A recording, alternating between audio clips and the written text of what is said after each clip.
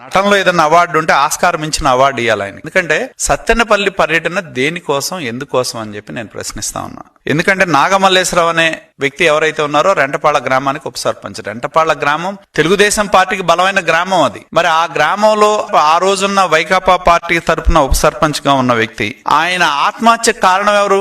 జగన్మోహన్ రెడ్డి. ఎందుకంటే ఎన్నికల సందర్భంగా తాడేపల్లి ప్యాలెస్ నుండి నాయకులకి అందరికి మెసేజ్లు పంపించి తిరిగి మనం అధికారంలోకి వస్తున్నాం అని చెప్పి అసత్యాలు చెప్పి ప్రోత్సహించి బెట్టింగులు కాయించటం మూలాన ఎన్నికల ఫలితాలు వచ్చిన తర్వాత ఆయన కోట్లాది రూపాయలు డబ్బులు పోగొట్టుకున్నాడనేది జగమెరిగిన సత్యం. కేవలం జగన్మోహన్ రెడ్డి యొక్క ప్యాలెస్ నుండి జరిగిన ప్రచారం వల్ల బెట్టింగ్ లో పాల్గొని ఉన్న ఆస్తిని కోల్పోతే దిక్కుచోచక ఆత్మహత్యానికి పాల్పడితే ప్రభుత్వానికి ఏంటి సంబంధం అని చెప్పి నేను అడుగుతా ఉన్నా. నాకు గుర్తున్నంత వరకు నాగమల్లేశ్వరరావు అనే వ్యక్తి చనిపోయింది జూన్ 9వ తారీఖున. చంద్రబాబు నాయుడు గారు ఎప్పుడు ప్రమాణ స్వీకారం చేశారు? జూన్ 12 అనుకుంటా. అంటే ఆయన ఆత్మహత్య చేసుకునేదానికి అసలు ప్రభుత్వమే లేదు, ప్రమాణ స్వీకారమే చేయనప్పుడు అసలు ప్రభుత్వ వేధింపులు అనే ప్రశ్న ఎక్కడ వస్తుంది? నాకు చాలా ఆశ్చర్యం కలిగించేది అదే. మా ప్రభుత్వం ప్రమాణ స్వీకారం చేయకముందు ఆయన కోట్లాది రూపాయల బెట్టింగ్ లో పాల్గొని ఏ దిక్కు తోచక ఆత్మహత్య చేసుకుంటే ప్రభుత్వానికి ఏం సంబంధం?